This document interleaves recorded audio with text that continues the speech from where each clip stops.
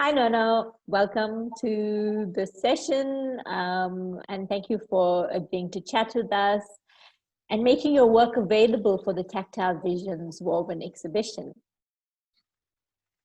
Thank you, Sharlene. It's a pleasure. Thank you for inviting me to the exhibition. I'm very excited. Thank you. And hi. Hi. So can you introduce yourself to the audience and for people who might not be familiar with you and your work? Yeah, so Motlhoki Nono, and I'm originally from Mabopane, which is a township in Pretoria. And also that's where I've been during this lockdown, and I'm doing my honors at WITS currently. So for the past 4 years, I've been based in Johannesburg with a studio practice that deals predominantly with printmaking and video art. Great, thank you. Tell us about the works that are on Tactile Visions Woven. So the works that are on Tactile Visions, right? So it's all part of a series which for now, and I should clarify that for now, I've resolved to calling Consuming Love and, like, in brackets, making art with my mother.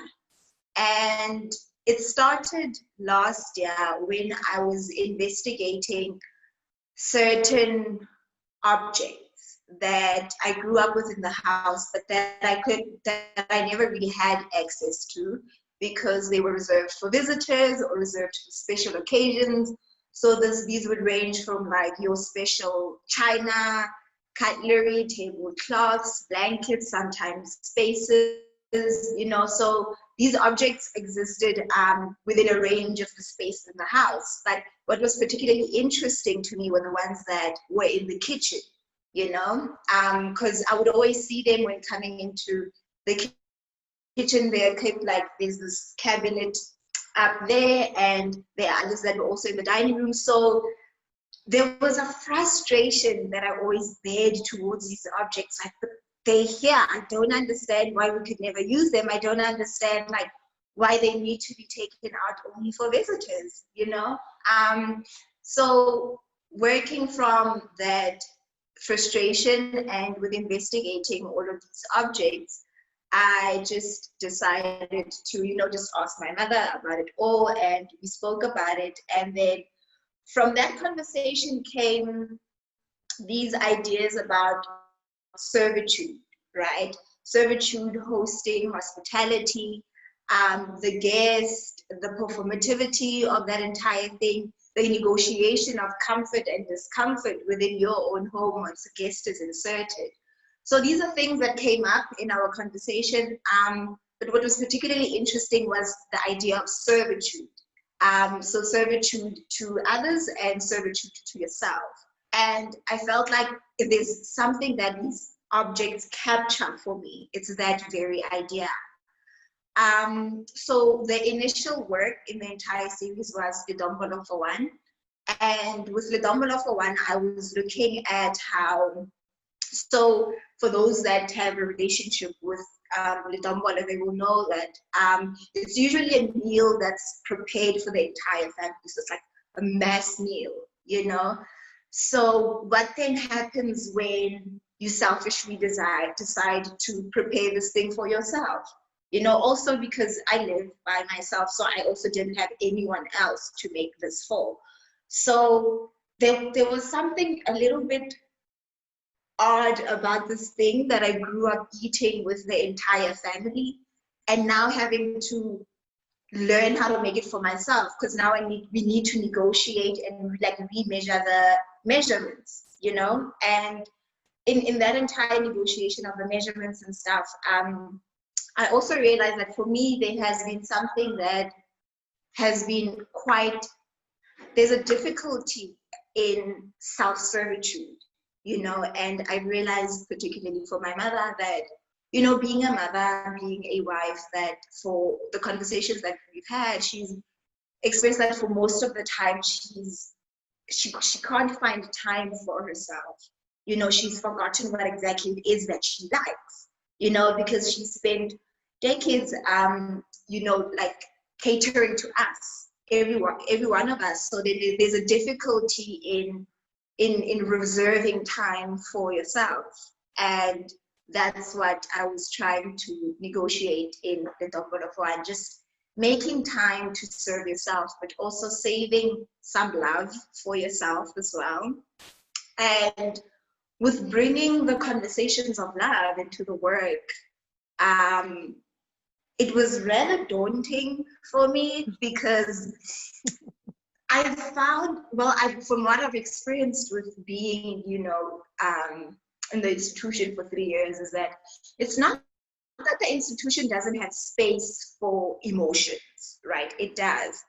But from what I've experienced, it's that it has more space to cater for theorizing, negotiating, more traumatic emotions, you know, but not so much space for joy, you know. So it was an odd thing to want to make work about love, you know, and it felt, there was a part of me that felt like I was being whimsical and living la la la la la la, and I was like, even if I am, then why am I not allowed to do that, you know? But of course that couldn't be all that I was doing with the work as well, you know, because I also needed to, I felt that I needed to place it within a particular scholarship as well.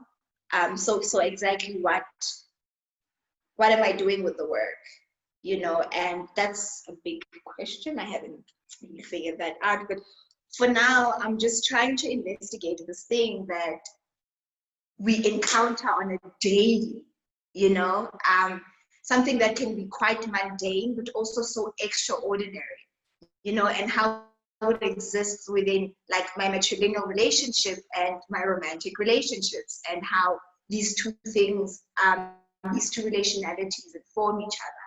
And then from that piece, we grew to pudding. And there's a similar conversation in pudding as well, but then what pudding speaks particularly to is my relationship with my mother, and the things that I felt like I want to know, I want to ask, but because of the particular cultural contracts that exist in our relationship, I don't really know how to approach these conversations. So I then begin to look at how the kitchen, also looking at Carrie Mae Weems' kitchen table series, how the kitchen can become like a holding space for these conversations, you know, because it's something that we do on every day. We're always in the kitchen, you know, and conversations do come up when we're in the kitchen, you know, and sometimes rather heavy conversations, you know, but it's more, I don't know how to particularly explain it, but there's because this is something that we have an everyday relationship to, then wanting to have these conversations with my mother while making the work, I found that it's best to do it in a space that is most natural to us, you know, making food, which is something that is most natural to us. So there's also a way in which recipes and food is also used as a tool to negotiate these particular things, you know, to negotiate relationships, memory, archiving, looking at recipes, and how in my family we don't have a recipe book, you know, so all of these things are passed down orally. So what these then become is that they become embodied recipes, you know, but then I'm also curious about what other things are passed down, are inherited, you know, that I also consume, you know. So it's not only, the idea of consumption doesn't only happen with the food, it also happens with histories, you know, it also happens with particular approaches to things, particular languages, and all of those things. So consumption is a large part of the work. Yeah. Thank you very much for that, Nono. as you know, I'm just absolutely in love with your work. To say that I'm a fan of your work is might be a bit of an understatement,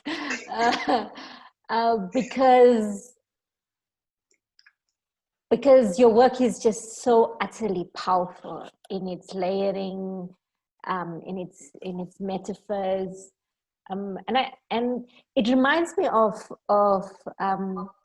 Toni Morrison has a book that's called Goodness and the Literary Imagination, and the book basically is giving attention to goodness, and the fact that often so much of attention is given to evil, right? In movies, in literature, it's the bad character that's fleshed out so often, because we want to understand what gives rise to great evil, and how people can end off in such great evil. And so there's kind of a draw towards understanding evil, and sometimes there can be a romanticization around evil characters in a way, and they're so much more fleshed out, whereas goodness can pass sometimes almost in a background character. It can be sentimentalized almost to caricature.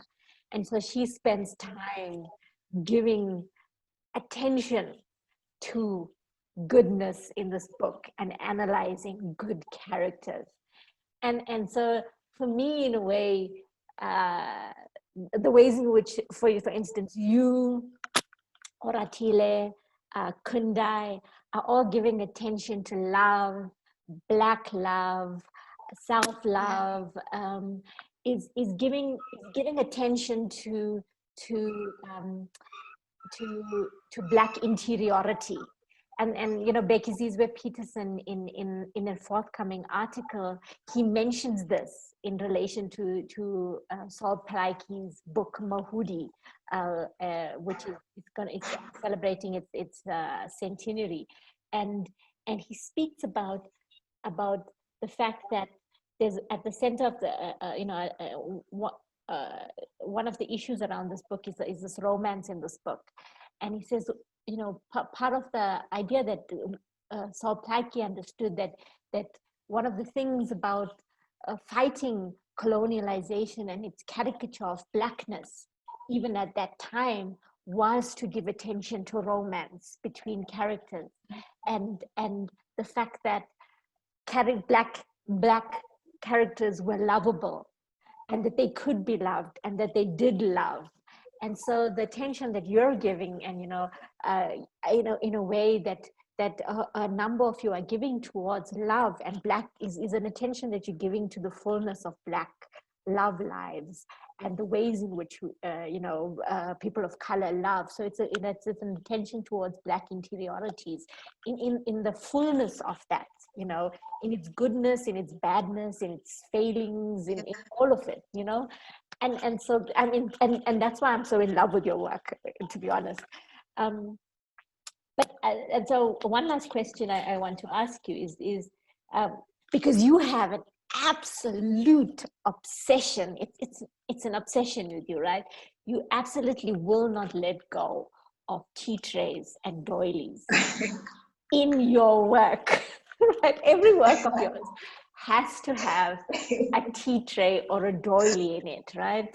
And you possibly need at some stage to get therapy around your inability to let go of these items.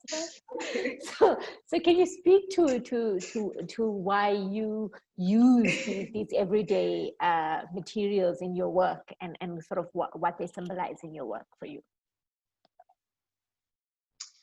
So I think so. It also, I've been noticing how the materiality of my videos, what it is in that I've carried from my prints, and there's a definite language of texture, of patterns, of layering, and of muchness, You know, if I think there's anything that characterizes both of these mediums, and my approach to them for me is the muchness, you know. And maybe if there's anything that I do need to get therapy for it's almost close to a hoarding, you know. So a hoarding of all of these materials, to the point where it can become a little bit too much. But there's a security that I find in that too muchness, you know. So I can never make a print and there's an empty space, even if it's like 10 centimeters, it's too empty, you know. And I don't know how to sit in that emptiness, you know. And if there's anything that my friends will tell you is that I have a cluttered space, you know, and they're always coming over and like, you need to declutter. But there's a lot of comfort that I find in that. So where the everyday objects come in that is that, and it's also something that I've been thinking about when I've been home in these 4 months, it's that from a lot of literature that I've encountered that speaks to home, a lot of it will speak about home in a way that is either or, you know. So like home has, in what I've read has and what I've heard, is either like a deeply joyful space, you know, with all of these wonderful memories, or it's like a traumatic space, you know, or it can be both of that, you know. So maybe either or it's not a fair way to say that. It just feels like these two extremes are the way that I've always encountered other people's relationship to home. And I've been thinking a lot about how home, if anything, is so boring. Like it's this is a place that I've been for the past 22 years of my life, and there's nothing. I've seen every single angle of it for 22 years. You know, there's absolutely nothing interesting or majestic, and not to say that these things don't exist at home. Not to say that home is not hasn't been a beautiful space, or home hasn't been like a hurtful space for me. It has been. But if there's anything that I can say to speak to home, is that it's ordinary. There's nothing amazing about, you know, being here. And not, I don't want to say it in like this awful way, you know, that, oh, I don't want to be here, I hate it here. But there's also something lovely to find in that boring, you know. And with the how the conversations of the everyday objects and the everyday forms come in my videos, is that I'm just gathering all of these things that are everyday to me, you know, to set up a space for my mother as well to be comfortable in the work, you know. So I remember when I was still doing the pudding video, how it started was, so it's grown a lot from that. But you remember, like, I was cutting into the book, right? And I kept telling you that, I feel like, you know, the conversation with my mother is very performative, you know, like my mother feels like she needs to perform, you know, and she's not being comfortable, and I don't know how to make her comfortable in a way that we can have the conversation that we have every day. And then I realized that the reason why my mother feels like she needs to act, you know, and she's always asking, like, am I saying this? Should I say this? But like, are they gonna mark it correctly? I'm like, it's not about that. But the way that I was able to set up a comfortable space for my mother to be my mother was to bring in these ordinary things, to bring in these ordinary, you know, objects and spaces, to make things that we make like all the time, to make pudding, you know.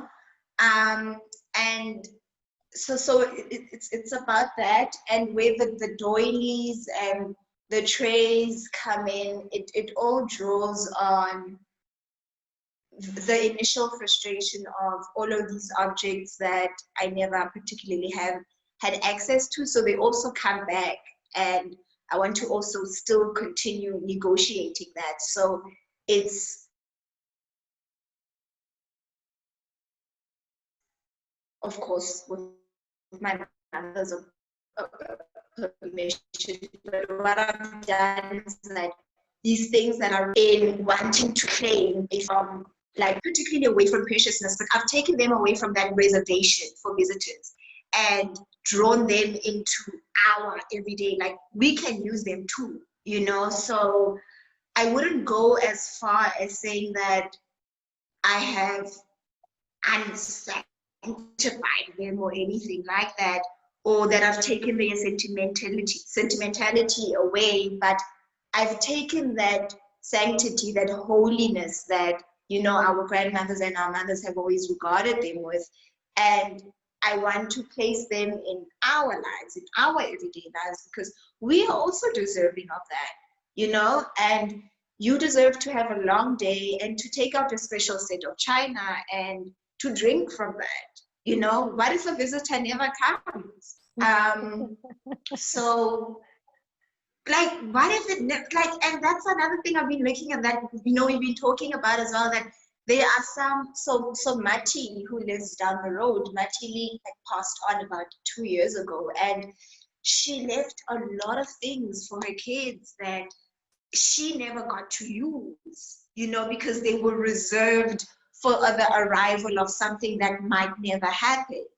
And that's so funny to me, you know. So there's also a teaching and giving, a teaching and learning that is happening between my mother and I as well, that I'm bringing in, like, this millennial, no, you know, you can use it and whatever, and teaching her how to, you know, not particularly teaching her, but maybe asking her particular questions, like, why don't you make space for yourself, you know. And I wouldn't go as far as, like, teaching her how to make space for herself, but